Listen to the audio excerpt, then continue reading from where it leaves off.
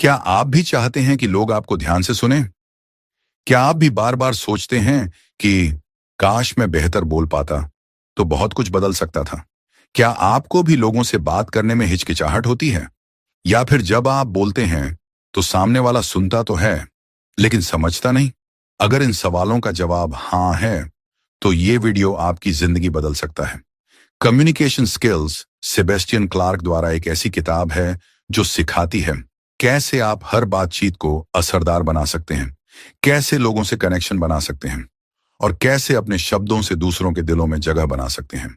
इस वीडियो में आप सीखेंगे कैसे हर बातचीत में कॉन्फिडेंस और असर लाएं, कैसे शब्दों से रिश्ते मजबूत बनाएं और लोग आपको पसंद करें, कैसे कम्युनिकेशन को अपनी सबसे बड़ी लाइफ स्किल बनाएं, चाहे आप स्टूडेंट हों, जॉब में हों या कोई भी हों, और सबसे जरूरी प्रैक्टिकल टिप्स जो आप अपनी जिंदगी में आज से लागू कर सकते हैं।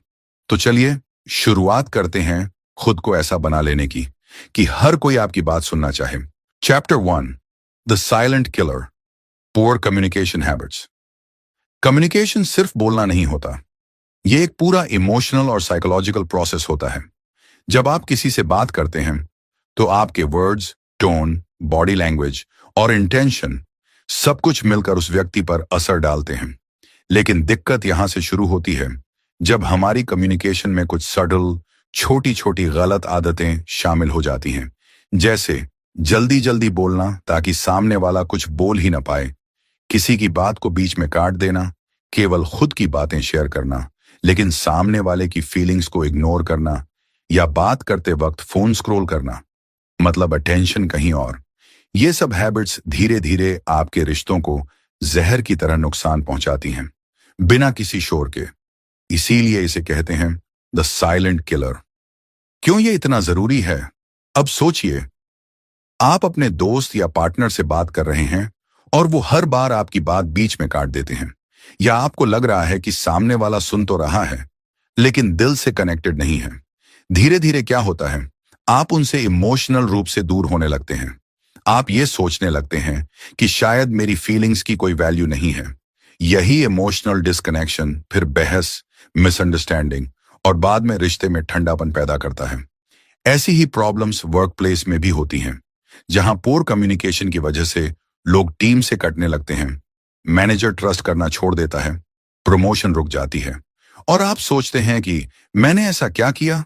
जवाब होता है वो गलतियां जो दिखाई नहीं देती लेकिन असर छोड़ जाती हैं। सुमित को लगता था कि वो बहुत अच्छा बोलता है, लेकिन उसकी क्लास में इंटरेक्शन कम होती जा रही थी। स्टूडेंट्स उससे क्वेश्चंस पूछने में अनकंफर्टेबल फील करते थे। जब एक दिन एक स्टूडेंट ने एनोनिमसली फीडबैक में लिखा, सर हमें बोलने का मौका नहीं देते, उनकी टोन जजमेंटल लगती है, तब सुमित को पहली बार अपनी कम्युनिकेशन की समस्या का एहसास हुआ। वो खुद को कॉन्फिडेंट समझते थे लेकिन उनके छोटे छोटे बिहेवियर दूसरों को शट डाउन कर रहे थे। सुमित ने धीरे धीरे सेल्फ अवेयरनेस और एम्पैथी से अपनी कम्युनिकेशन स्टाइल बदली और उसकी क्लास में फिर से पार्टिसिपेशन बढ़ गया। क्या करना चाहिए और क्या नहीं करना चाहिए? 1, इंटरप्ट करना। सामने वाला अगर अपनी बात पूरी नहीं कर पाता तो वो इमोशनली डिस्कनेक्ट हो जाता है। 2, सिर्फ अपने बारे में बात करना। इससे लगता है कि आप सामने वाले की परवाह नहीं करते। 3, जजमेंटल टोन में जवाब देना। इससे लोग डर जाते हैं खुलकर बात करने से। 4, फोन या डिस्ट्रैक्शंस के साथ बातचीत करना। इससे आप सामने वाले को डिसरिस्पेक्ट करते हो, चाहे आप जाने या नहीं। 5, फीडबैक सुनने की जगह डिफेंसिव हो जाना। इससे कम्युनिकेशन बंद हो जाती है। ये सब हैबिट्स आपको शायद पावरफुल बनाती हो बाहर से, लेकिन अकेला बनाती हैं अंदर से। क्या करना चाहिए? 1, गिव फुल अटेंशन। जब कोई बात करे तो अपना फोन नीचे रखिए, आंखों में देखिए और जेन्युइनली सुनिए। 2, पॉज बिफोर यू स्पीक। सोचिए कि जो आप कहने जा रहे हैं वो हेल्पफुल है या सिर्फ रिएक्शन है। 3, आस्क ओपन एंडेड क्वेश्चंस, जैसे आप इस बारे में कैसा महसूस करते हैं। 4, एम्पैथी दिखाइए, सिर्फ हाँ समझा कहने से नहीं, अपने टोन और बॉडी से भी एहसास कराइए। 5, सेल्फ चेक। हर बार बातचीत के बाद खुद से पूछिए, क्या मैंने उस व्यक्ति को सुना या सिर्फ अपनी बात रखी। सेबेस्टियन क्लार्क इस चैप्टर में बताते हैं कि अक्सर हम कम्युनिकेशन को सिर्फ एक स्किल समझते हैं, लेकिन असल में ये एक मिरर है। जो आप दूसरों से कम्युनिकेट करते हो वो आपकी इंटरनल थिंकिंग, रिस्पेक्ट और इमोशनल मैच्योरिटी को रिफ्लेक्ट करता है। बुक ये कहती है कि अगर आप चाहते हैं कि लोग आपको समझें, वैल्यू करें और ट्रस्ट करें, तो पहले आपको खुद की कम्युनिकेशन हैबिट्स को ऑब्जर्व और अपग्रेड करना पड़ेगा। क्योंकि गलत कम्युनिकेशन सिर्फ एक बात नहीं बिगाड़ती, ये धीरे धीरे आपका भरोसा, आपकी इज्जत और आपका कनेक्शन सब कुछ खा जाती है। Chapter 2, the psychology behind great communicators. हम में से ज्यादातर लोग सोचते हैं कि अच्छा बोलना, सही शब्दों का इस्तेमाल करना ही कम्युनिकेशन है। लेकिन सच ये है, ग्रेट कम्युनिकेशन की शुरुआत जबान से नहीं, दिमाग से होती है। इफेक्टिव कम्युनिकेटर्स सबसे पहले दूसरों को समझने की इंटेंशन और अपने दिमाग में क्लियर माइंडसेट के साथ बात शुरू करते हैं। वो सिर्फ जवाब देने के लिए नहीं सुनते, वो सामने वाले की जरूरत, भावना और सोच समझने के लिए सुनते हैं। ग्रेट कम्युनिकेटर्स ये डीप साइकोलॉजी समझते हैं। लोग अपने इमोशंस के लेवल पर बात सुनते हैं, लॉजिक के लेवल पर नहीं। हर इंसान अंदर से फील अंडरस्टूड करना चाहता है, और जब आप किसी को समझते हो तो सामने वाला नेचुरली आपको ट्रस्ट करता है। यही साइकोलॉजी उन्हें सिर्फ एक अच्छा स्पीकर नहीं, बल्कि एक इन्फ्लुएंसर, लीडर और डीपली कनेक्टेड इंसान बनाती है। क्यों ये इतना जरूरी है और कैसे असर करता है आपकी लाइफ पर? सोचिए, आप किसी दोस्त को सलाह दे रहे हैं। आपने बहुत सारे अच्छे पॉइंट्स बोले, पर वो इरिटेटेड हो गया। क्यों? क्योंकि आपने उसकी बात को महसूस करने की कोशिश ही नहीं की। आप सिर्फ सॉल्यूशन देने की जल्दी में थे। यहां साइकोलॉजिकल गैप आता है। आप बात तो कर रहे थे, पर कनेक्शन नहीं बना। अब यही गैप वर्कप्लेस में सोचिए, जहां मैनेजर किसी टीम मेंबर को सिर्फ टारगेट्स याद दिलाता है, पर उसके पर्सनल स्ट्रगल्स नहीं समझता। स्लोली वो एम्प्लॉय इमोशनली डिस्कनेक्ट हो जाता है और परफॉर्मेंस गिरने लगती है। अगर आप इस साइकोलॉजी को समझ लें, तो ना सिर्फ आप लोगों के दिल में जगह बना पाएंगे, बल्कि हर बातचीत को मीनिंगफुल और रिजल्ट ओरिएंटेड बना पाएंगे। पहले आस्था हर सेशन में क्लाइंट्स को डायरेक्टली सलाह देती थी, आपको ऐसा करना चाहिए, ऐसा मत करो, एटसेट्रा। पर उसे लगता था कि लोग उसकी बात मानते नहीं हैं। तब उसने कम्युनिकेशन साइकोलॉजी सीखी और समझा कि लोगों को पहले सुना जाना और समझा जाना चाहिए। उसने अपना अप्रोच बदला। पहले पेशेंटली सुनना शुरू किया, उनके इमोशंस को रिफ्लेक्ट किया। जैसे ही क्लाइंट्स ने महसूस किया कि ये मुझे समझ रही है, वो अपनी जिंदगी की सबसे पेनफुल बातें शेयर करने लगे और सलाह मानना शुरू किया। एक सुबटल माइंडसेट चेंज ने उसकी पूरी कम्युनिकेशन पावर बदल दी। क्या करना चाहिए और क्या नहीं करना चाहिए। 1, जल्दी में जवाब देना, बिना फुली सुने ही बोल पड़ना कम्युनिकेशन को शैलो बनाता है। 2, ओवर टॉकिंग, अपने पॉइंट को प्रूव करने के चक्कर में सामने वाले की फीलिंग्स इग्नोर करना।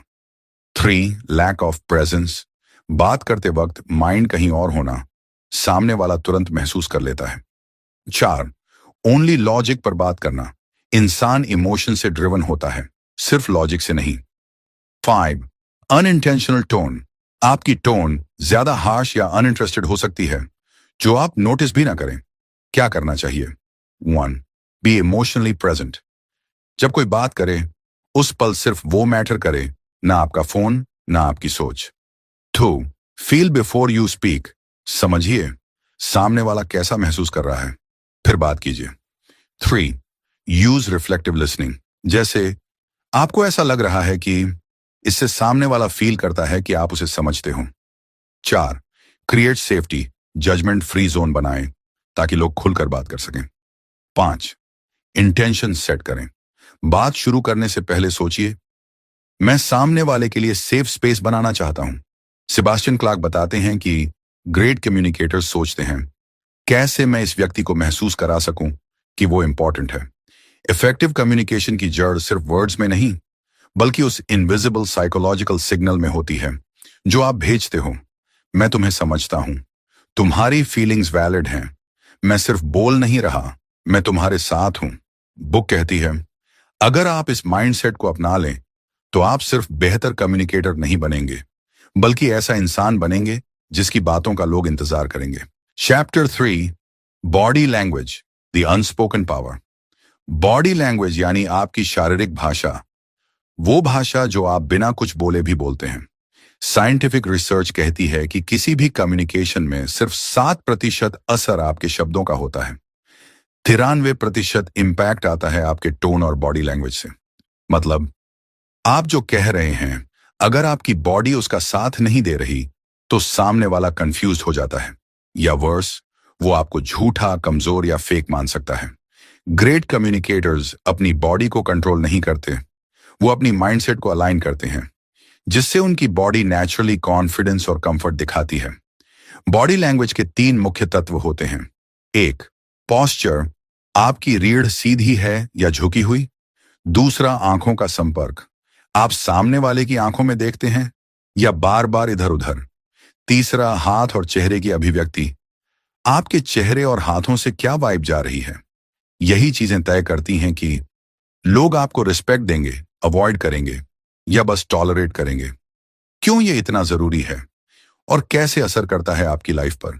सोचिए, आप किसी इंटरव्यू में हैं, आपने सवालों के बेहतरीन जवाब दिए, लेकिन आपकी बॉडी पॉस्चर बंद थी, हाथ कांप रहे थे और आंखें नीची थीं। अब वही इंटरव्यूअर दूसरे कैंडिडेट को देखता है जिसके जवाब एवरेज थे, लेकिन उसकी बॉडी कॉन्फिडेंट, फेस ओपन और टोन स्टेडी थी। गेस कीजिए कौन सेलेक्ट हुआ? बॉडी लैंग्वेज न सिर्फ दूसरों को बल्कि आपको खुद को भी सिग्नल भेजती है। अगर आप कॉन्फिडेंट पॉस्चर में खड़े होते हैं तो आपका दिमाग खुद को पावरफुल महसूस करता है। इसे कहते हैं पावर पोज इफेक्ट। इसलिए बॉडी लैंग्वेज सिर्फ दूसरों के लिए नहीं, ये आपके इनर माइंड सेट और सेल्फ इमेज को शेप करती है। जयंत को बार बार लगता था कि लोग उसकी बातों को सीरियस नहीं लेते। वो कितनी भी नॉलेज शेयर करे, सामने वाला ट्रस्ट नहीं करता। एक दिन उसके मेंटोर ने उसे बताया, तेरी प्रॉब्लम तेरे वर्ड्स में नहीं, तेरे शोल्डर्स और आईज में है। जयंत ने बॉडी लैंग्वेज पर काम करना शुरू किया।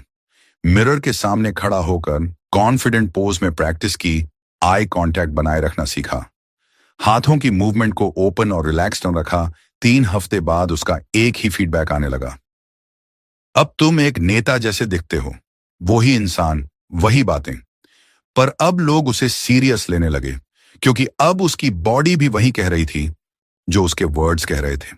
क्या करना चाहिए और क्या नहीं करना चाहिए? 1, आई कांटेक्ट अवॉइड करना। सामने वाले को लगता है कि आप डर रहे हो या झूठ बोल रहे हो। 2, क्रॉस्ड आर्म्स या क्लोज्ड पॉस्चर, आपकी बॉडी वाइब देती है कि आप डिफेंसिव या अनइंटरेस्टेड हो। 3, फिजिटिंग, बार बार हाथ हिलाना, कपड़े ठीक करना या मोबाइल देखना, यह एंजाइटी और डिस्ट्रैक्शन दिखाता है।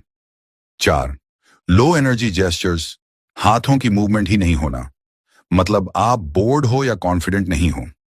5, फेस पर एक्सप्रेशन ना होना, एक ब्लैंक या डल फेस से कोई भी इमोशनली कनेक्ट नहीं कर पाता।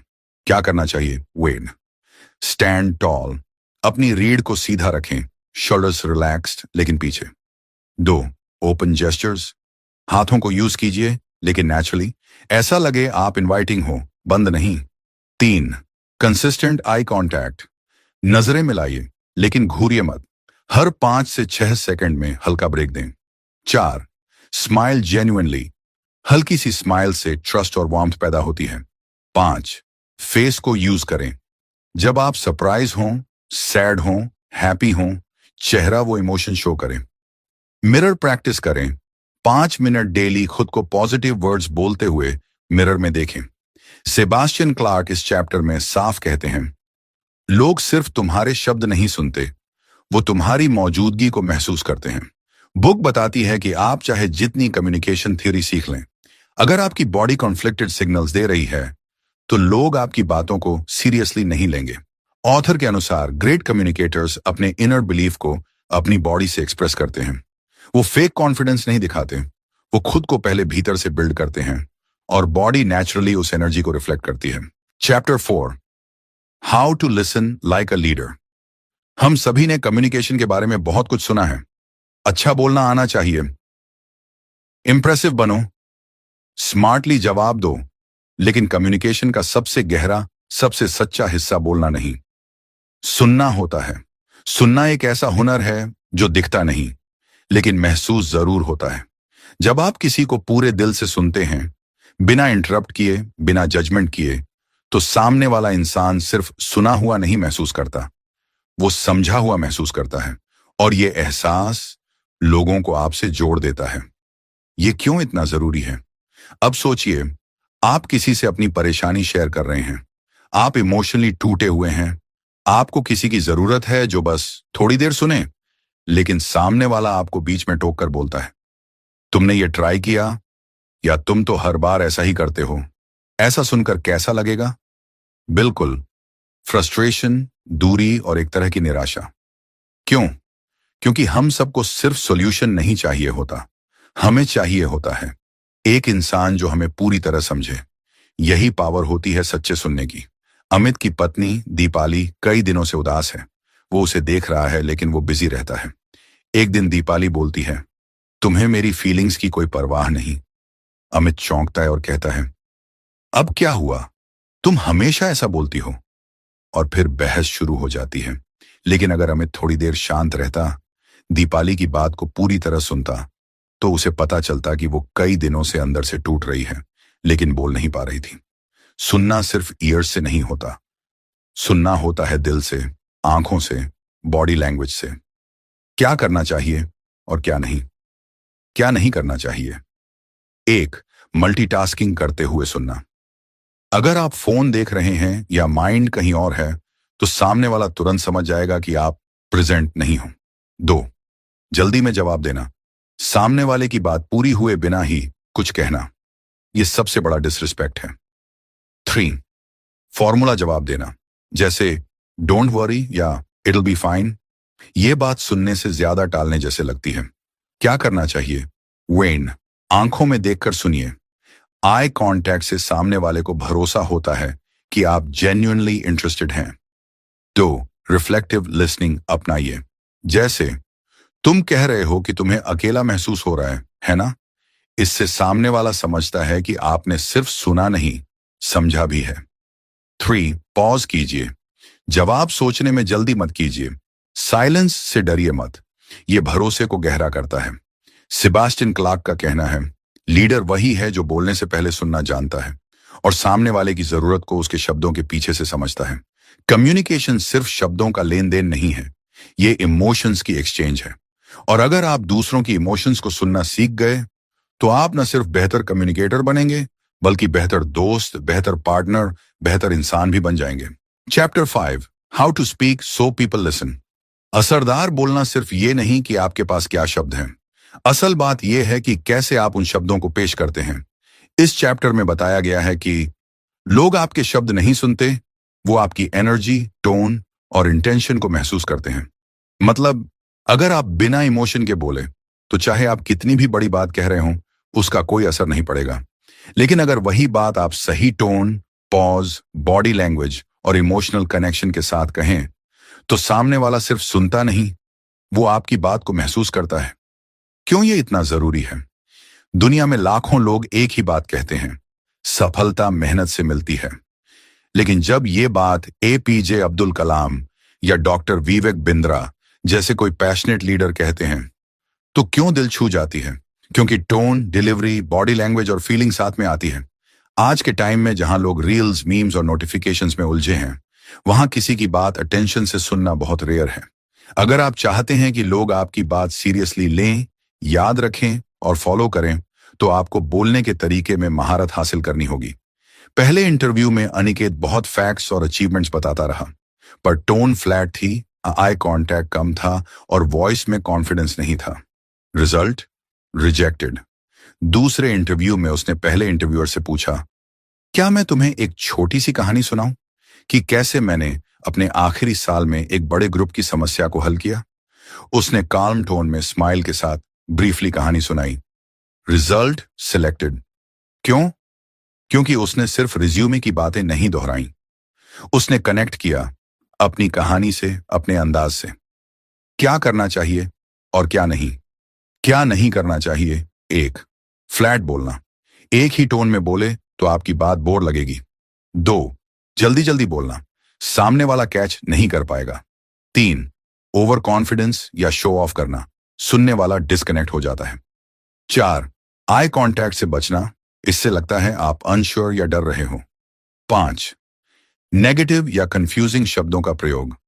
आपकी बात का असर उल्टा पड़ सकता है। क्या करना चाहिए? एक, इमोशनल टोन यूज करें। अगर आप किसी को इंस्पायर करना चाहते हैं तो आपकी आवाज में वो वार्मथ और पैशन दिखना चाहिए। दो, पावरफुल शुरुआत करें। शुरुआत में ही क्यूरियोसिटी जगाएं। क्या आपने कभी सोचा है कि तीन, पॉज लें। रुककर बोलने से लोग आपकी बात अब्जॉर्ब करते हैं। चार, रियल एक्सप्लेन्स और स्टोरीज यूज करें। इससे लोग इमोशनली जुड़ते हैं। पांच, बॉडी लैंग्वेज सही रखें। हाथों की मूवमेंट्स, आंखों का कांटेक्ट और चेहरे की एक्सप्रेशंस ऑनेस्ट होने चाहिए। छह, एंड में एक्शन या सवाल छोड़ें जिससे सामने वाला कुछ सोचने पर मजबूर हो जाए। सेबेस्टियन क्लार्क इस चैप्टर में कहते हैं, अगर आप चाहते हैं कि लोग आपकी बात को याद रखें तो आपको सिर्फ बोलना नहीं, कहानी सुनाना, महसूस कराना और प्रेरित करना आना चाहिए। इसका मतलब यह है कि आप जो कह रहे हैं वो रेलेवेंट होना चाहिए। कैसे कह रहे हैं वो रेजोनेंट होना चाहिए, और किस एनर्जी से कह रहे हैं वो रियल होना चाहिए। जब आप इन तीनों को मिला लेते हैं तो आपकी बातों में एक मैग्नेट बन जाती है। लोग खुद ब खुद आपकी बातों की ओर खींचते चले आते हैं। Chapter 6, mastering conflict without fighting. Conflict यानी जब दो लोगों की सोच, भावनाएं या जरूरतें टकरा जाएं। लेकिन ये टकराव हमेशा बुरा नहीं होता। असल में कॉन्फ्लिक्ट एक नेचुरल चीज है, हर रिश्ते में होता है। मुद्दा ये नहीं कि कॉन्फ्लिक्ट हुआ या नहीं, मुद्दा यह है कि आपने उसे कैसे संभाला। कम्युनिकेशन यहां एक सेतु की तरह है जो दो विरोधी इमोशंस को जोड़ सकता है। लेकिन अगर कम्युनिकेशन में ईगो, ब्लेम या मिसअंडरस्टैंडिंग हो तो वही सेतु टूट जाता है और दूरी बन जाती है। क्यों कॉन्फ्लिक्ट को कम्युनिकेशन से ही संभालना जरूरी है? क्योंकि लोग तब सुनते हैं जब वो जज नहीं किए जाते। लोग तब बदलते हैं जब वो समझे जाते हैं, और लोग तब जुड़े रहते हैं जब वो रिस्पेक्ट महसूस करते हैं। अगर आपने एक बार भी किसी के साथ शांत होकर बिना लड़ाई के कोई मुश्किल बात हल की है तो आपको पता होगा कि कितना सुकून और मैच्योरिटी महसूस होती है उस बातचीत में। कॉन्फ्लिक्ट में जीतने से सेटिस्फैक्शन मिल सकता है, लेकिन कॉन्फ्लिक्ट में साथ में हल निकालने से ट्रस्ट और बॉन्डिंग मिलती है। निखिल एक ऑनेस्ट एम्प्लॉय था, काम में कोई कमी नहीं छोड़ता था। लेकिन एक दिन प्रोजेक्ट की डेडलाइन मिस हो गई और सीनियर श्रीवास्तव जी ने गुस्से में सबके सामने निखिल को डांट दिया। निखिल के अंदर भी गुस्सा था, पर उसने वहीं बहस नहीं की। उसने काम रहते हुए बस इतना कहा, क्या हम इस पर बाद में बात कर सकते हैं ताकि मैं ठीक से अपनी बात रख सकूं? शाम को जब दोनों अकेले बैठे तो निखिल ने शांति से बताया कि डिले की वजह टेक्निकल फॉल्ट था और उसने पहले ही ईमेल भेजकर बताया भी था। श्रीवास्तव जी ने वो बात गौर से सुनी और अंत में बोले, मुझे अफसोस है कि मैंने सबके सामने तुम्हें डांटा। तुमने मैच्योरिटी दिखाई। इस एक मोमेंट ने निखिल की इमेज बदल दी, एक ऐसे इंसान की तरह जो फाइट नहीं करता, सुलझाता है। क्या करना चाहिए और क्या नहीं करना चाहिए? एक, राइट बनने की कोशिश मत करो। कॉन्फ्लिक्ट में जीत की चाह ही सबसे बड़ी हार है। दो, तुम हमेशा या तुम कभी नहीं जैसे शब्दों से बचें, ये व्यक्ति को डिफेंस में डालते हैं। थ्रीन, इमोशनल मैनिपुलेशन मत करें। चुप रहकर, गिल्ट देकर या रूठ कर किसी को चेंज नहीं किया जा सकता। चार, तीखी जुबान या सार्केज्म से बचें। ऐसा बोलने से बात का मकसद खो जाता है। पांच, दूसरे की बात काटना। इससे वो अनहर्ड और डिसरिस्पेक्टेड महसूस करता है। क्या करना चाहिए? एक, एम्पैथेटिक लिसनिंग। पहले सामने वाले की बात ध्यान से सुनिए, बीच में मत बोलिए। दो, सॉफ्ट टोन रखिए। कम्युनिकेशन की टोन ही इंटेंशन दिखाती है। थ्रीन, यूज आई फील स्टेटमेंट्स, जैसे जब तुम मेरी बात को कट करते हो तो मुझे लगता है कि मेरी बात की कोई वैल्यू नहीं है। चार, क्लैरिटी से बोलिए, क्लैरिटी से सुनिए। वेग बातें गलत फहमियां बढ़ाती हैं। Five, apologize genuinely, explain later. पहले माफी दें फिर सफाई दें। ईगो को कंट्रोल में रखें। छेड़ा, focus on solution not blame. बात इस पर होनी चाहिए कि आगे क्या किया जाए, न कि किसने गलती की। सेबास्टियन क्लार्क इस चैप्टर में हमें यह सिखाते हैं कि टकराव कोई खतरा नहीं है, ये एक मौका है गहरी समझ बनाने का। जब आप किसी के साथ डिसएग्रीमेंट को कामली हैंडल करते हैं तो आप न सिर्फ एक समस्या हल करते हैं बल्कि एक ऐसा एनवायरनमेंट बनाते हैं जहां लोग खुलकर बात कर सकते हैं, बिना डर या ईगो के। इसलिए अगली बार जब झगड़े की शुरुआत हो तो लड़ो मत, कनेक्ट करो। Chapter 7, communicating with confidence even if you are nervous.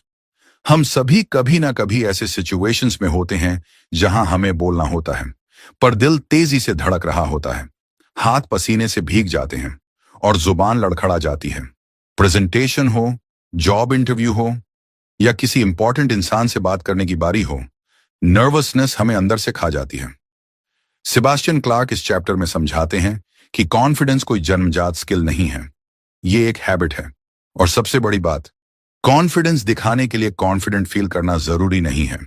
आप डरते हुए भी शांत दिख सकते हैं, नर्वस होकर भी इंपैक्ट बना सकते हैं। क्यों जरूरी है ये स्किल? क्योंकि जिंदगी में बहुत बार आपको ऐसे मोड़ मिलेंगे जहां अच्छा बोलना ही आपको मौका दिलाएगा, अच्छा सुनना ही रिश्ते बनाएगा, और सेल्फ कॉन्फिडेंस ही लोगों को आपके शब्दों पर यकीन दिलाएगा। अगर आप सिर्फ इसलिए पीछे हटते हैं कि मुझे बोलना नहीं आता या मैं नर्वस हो जाता हूं, तो आप अपनी कई अपॉर्चुनिटीज को खुद से दूर कर देते हैं। कॉन्फिडेंस से कम्युनिकेशन करना आपको लीडरशिप, चार्म और क्लैरिटी देता है, जो हर रिलेशनशिप और करियर में प्राइसलेस है। विनय एक इंट्रोवर्ट था। जब भी उसे किसी मीटिंग में कुछ बोलना होता, वो नर्वस हो जाता, चुप हो जाता। एक दिन उसे पूरे कंपनी के सामने प्रेजेंटेशन देनी थी। रात भर नींद नहीं आई, हाथ कांपते रहे, लेकिन इस बार विनय ने कुछ अलग किया। वो स्टेज पर गया और प्रेजेंटेशन शुरू करने से पहले बोला, मैं थोड़ा नर्वस हूं, लेकिन मुझे ये टॉपिक बहुत पसंद है और मैं चाहता हूं कि आप भी इसे समझें। उसके ये ऑनेस्ट शब्द पूरे रूम में एक साइलेंस ले आए, अटेंशन आ गया। फिर विनय ने धीरे धीरे कॉन्फिडेंस बिल्ड किया और पूरा सेशन शानदार रहा। पीपल ने क्लैप किया और कई लोग कहने लगे, तुमने बहुत अच्छा बोला, तुम में बहुत क्लैरिटी है। वो दिन विनय की जिंदगी बदल गया, क्योंकि उस दिन उसने जाना कॉन्फिडेंस दिखाना ही फर्स्ट स्टेप है कॉन्फिडेंट बनने का। क्या करना चाहिए और क्या नहीं करना चाहिए। 1, ओवरथिंकिंग, बार बार सोचते रहना कि लोग क्या सोचेंगे, आपकी नर्वसनेस बढ़ाता है। 2, फेक पर्सना अपनाना, बहुत ज्यादा बनावटी कॉन्फिडेंट दिखना उल्टा इंपैक्ट डालता है। 3, अवॉइडिंग आई कॉन्टैक्ट, आंखों से डर छुपता नहीं, दिखता है। 4, स्पीकिंग टू फास्ट, जल्दबाजी में बोलना आपका एंजाइटी दिखा देता है। 5, नेगेटिव सेल्फ टॉक, मैं नहीं कर पाऊंगा जैसे शब्द पहले ही हार तय कर देते हैं। क्या करना चाहिए? 1, एक्सेप्ट नर्वसनेस, डर को छुपाने की नहीं, समझने की जरूरत है, उसे एक्सेप्ट कीजिए, वो कम होगा। 2, प्रिपरेशन शांत कॉन्फिडेंस, जितना ज्यादा प्रैक्टिस करेंगे उतना अंदर से काम फील करेंगे। 3, स्लो डाउन, धीरे धीरे बोलने से वर्ड्स को पावर मिलता है और आप ज्यादा ग्राउंडेड लगते हैं। 4, पावर पोज अपनाएं, बातचीत से पहले 2 मिनट की कॉन्फिडेंट बॉडी पोस्चर आपके दिमाग को काम कर देता है। 5, फर्स्ट लाइन तैयार रखिए, सबसे ज्यादा डर पहले सेंटेंस में होता है, उसे तैयार रखिए, बाकी फ्लो में आ जाएगा। 6, यूज पॉजेस, साइलेंस एक पावरफुल टूल है, ये आपको कंट्रोल और अथॉरिटी दोनों देता है। 7, सेल्फ रिमाइंडर, मैं नर्वस हूं लेकिन फिर भी मैं ये कर सकता हूं, सब बार बार रिपीट कीजिए। सेबास्टियन क्लार्क इस चैप्टर में एक ब्रिलियंट बात कहते हैं, आत्मविश्वास का मतलब डर का ना होना नहीं है, बल्कि डर होते हुए भी बोलने की हिम्मत रखना है। इसका मतलब यह है कि आपको डर लगेगा और वो ठीक है, लेकिन डर के बावजूद भी आप बोलते हैं क्लैरिटी से, ऑनेस्टी से और डिग्निटी से, तभी लोग आपको लीडर मानते हैं। कॉन्फिडेंस कोई सुपर पावर नहीं है, ये तो प्रैक्टिस, माइंडसेट और स्मॉल विंस से बनता है। और अगर आप अपनी वॉइस को पूरी ईमानदारी और बिलीफ के साथ इस्तेमाल करते हैं, तो हर बार आपका डर आपके इम्पैक्ट के नीचे दब जाएगा। Chapter 8, daily practice, making great communication a habit. Communication कोई एक बार की कौशल नहीं है, ये एक दैनिक आदत है जो धीरे धीरे स्ट्रांग बनती है। लोग अक्सर सोचते हैं कि एक सेमिनार, एक बुक या एक मोटिवेशनल वीडियो से उनकी बोलने की ताकत बढ़ जाएगी, लेकिन हकीकत यह है, आप जैसे रोज शरीर को एक्सरसाइज से स्ट्रांग बनाते हैं, वैसे ही कम्युनिकेशन को भी रोज के छोटे अभ्यास से मजबूत करना होता है। हर दिन जब आप किसी को ध्यान से सुनते हैं, जब आप साफ और रिस्पेक्टफुली जवाब देते हैं, जब आप सामने वाले की फीलिंग्स को समझने की कोशिश करते हैं, तभी आप एक बेहतर कम्युनिकेटर बनते हैं। कम्युनिकेशन कोई टैलेंट नहीं, ये एक बिल्ट अप हैबिट है। और क्यों इसे इग्नोर करना आपकी ग्रोथ रोकता है? अच्छा कम्युनिकेटर बनना सिर्फ आपकी सोशल लाइफ नहीं, आपकी जॉब, प्रमोशन, लीडरशिप और इवन रिलेशनशिप्स की क्वालिटी को भी बदल सकता है। सोचिए, आपके आइडियाज कितने अच्छे हैं, इसका कोई फायदा नहीं अगर आप उन्हें लोगों को समझा ही नहीं सकते। इफेक्टिव कम्युनिकेशन आपकी आवाज को दुनिया तक पहुंचाने का सबसे बड़ा हथियार है। रचना पढ़ाने में अच्छी थी, लेकिन बच्चों से कनेक्ट नहीं कर पा रही थी। फिर उसने हर दिन एक छोटा रूल अपनाया। क्लास शुरू करने से पहले वह हर स्टूडेंट से एक कैजुअल सवाल पूछती, आज घर पे क्या खाया, या तुम्हें मैथ्स बोरिंग क्यों लगती है? धीरे धीरे बच्चों ने उसे ओपन अप करना शुरू किया, उनसे रिलेशन बन गया और अब वही टीचर पूरे स्कूल में सबसे ज्यादा पसंद की जाती है। क्या बदला? कुछ बड़ा नहीं, बस रोज का एक छोटा कम्युनिकेशन अभ्यास। क्या करना चाहिए और क्या नहीं करना चाहिए, ये सोचकर कम्युनिकेशन छोड़ देना कि मुझे नेचुरली नहीं आता। सिर्फ सुनने का दिखावा करना, लेकिन अंदर से डिस्ट्रैक्शन में रहना। कभी प्रैक्टिस ना करना और उम्मीद करना कि मैजिकली सब इंप्रूव हो जाएगा। क्या करना चाहिए? वेन हर दिन कम से कम एक मीनिंगफुल बातचीत करें जिसमें आप सामने वाले को पूरी अटेंशन दें। 2. मिरर प्रैक्टिस करें। रोज 2 मिनट खुद से बात करें, अपने इमोशंस एक्सप्रेस करना सीखें। 3. एक लिसनिंग हैबिट अडॉप्ट करें, हर दिन किसी की बात को बिना इंटरप्ट किए सुनना। 4. Positive body language daily use करें, जैसे eye contact, open hands, gentle smile. छोटे छोटे ये हैबिट्स धीरे धीरे आपको एक ऐसे इंसान में बदल देती हैं जिसकी बातों में असर हो और प्रेजेंस में अट्रैक्शन। इस चैप्टर का सीधा मैसेज है, नियमितता जोश से कहीं ज्यादा ताकतवर होती है। कम्युनिकेशन एक प्रेजेंटेशन की स्किल नहीं, एक हर दिन की प्रैक्टिस है। और अगर आपने इन हैबिट्स को डेली लाइफ में अपनाना शुरू कर दिया, तो आप ना सिर्फ बेहतर कम्युनिकेटर बनेंगे, बल्कि एक ऐसा इंसान जिससे लोग नेचुरली जुड़ना चाहेंगे। कंक्लूजन, इन सभी चैप्टर्स से हमें एक बहुत ही सीधी लेकिन जरूरी बात समझ आती है। कम्युनिकेशन कोई बड़ी या जटिल चीज नहीं है, ये बस हर दिन की छोटी छोटी आदतों, थोड़े से अवेयरनेस और थोड़े से करेज का खेल है। जब आप अपनी गलत कम्युनिकेशन हैबिट्स को पहचानते हैं और फिर उन्हें डेली प्रैक्टिस, एक्टिव लिसनिंग, सही बॉडी लैंग्वेज और इमोशनल इंटेलिजेंस से बदलते हैं, तो आप ना सिर्फ बेहतर बोलना सीखते हैं, बल्कि लोगों के दिलों तक पहुंचने लगते हैं।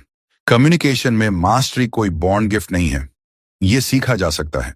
अगर आप रोज थोड़ा थोड़ा करके सुधार करते जाएं, तो आज से एक नया वादा कीजिए कि आप सिर्फ बोलेंगे नहीं, सही ढंग से बोलेंगे। सिर्फ सुनेंगे नहीं, समझने के लिए सुनेंगे। और लोगों से सिर्फ कनेक्ट नहीं होंगे, डीपली कनेक्ट होंगे। अगर आपको ये वीडियो पसंद आया हो, तो चैनल को जरूर